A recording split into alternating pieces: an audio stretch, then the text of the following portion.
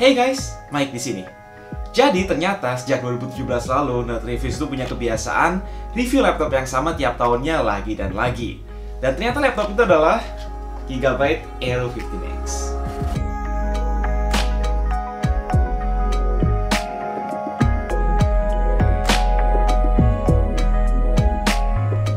Well, karena sebenarnya secara chassis dan penampilan masih sama persis dengan Aero 15X generasi terakhir, alias cuma beda di stiker keren ini aja, hari ini kita mau lebih bahas soal performa dan kemampuan stikernya.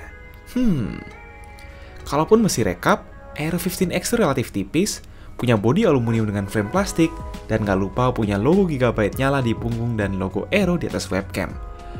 Posisi yang belum berubah sejak Aero 15 pertama. Bezel tipis ini masih mengelilingi panel IPS 15 inci 144Hz yang warnanya udah dikalibrasi dengan standar X-Rite Pantone. Ada pula versi UHD 100% Adobe RGB, namun belum tahu akan masuk Indo atau enggak. Soal kelengkapan port, ada slot SD card UHS 2, Thunderbolt 3, 2 USB-A 3.1, charging port, dan Kensington lock. Lalu di kiri ada LAN port, USB-A 3.1, HDMI, USB-C 3.1 support TP, dan combo audio jack.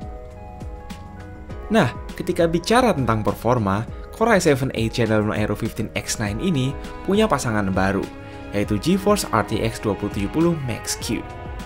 Dalam benchmark, kemampuan GPU ini jelas sedikit lebih cepat dari GTX 1070 Max-Q, namun masih kejar-kejaran dengan GTX 1070 laptop full power. Ya, mengesampingkan raw performance, kita tentu dapat performa DX12 lebih optimal, DLSS, dan yang paling penting support DXR atau RTX. Seperti di Battlefield 5 yang kita coba. Dipakai main game-game kompetitif seperti Apex Legends dan PUBG, performanya nggak usah diraguin. Dengan GPU tenaga ekstra ini, tentu harus siap dengan panas ekstra. Dan berhubung ini laptop tipis, struggle-nya mulai kelihatan dengan fan boost dinyalain sekalipun. Panasnya sih nggak sampai bikin throttling, tetapi kerasa di frame di atas keyboard. Untung di keyboardnya sendiri overall masih adem-adem aja. Intinya, ventilasi laptop ini harus dijaga dengan baik biar nggak ketutupan. SKU yang dijual di Indonesia dikasih RAM 16GB, expandable up to 32GB dan 2 slot NVMe, yang salah satunya udah keisi SSD Intel 1TB.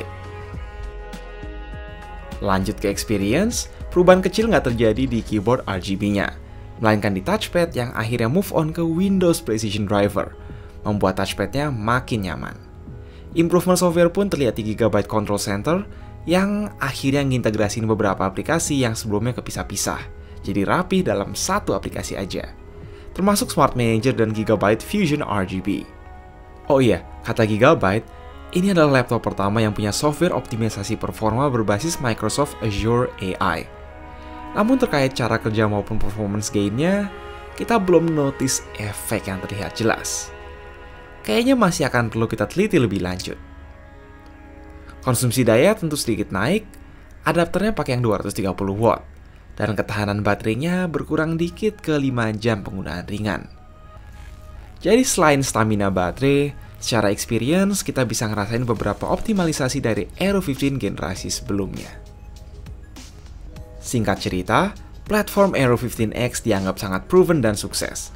Sampai-sampai di tahun ketiganya, basis desain yang dipakai basically belum dirubah oleh Gigabyte.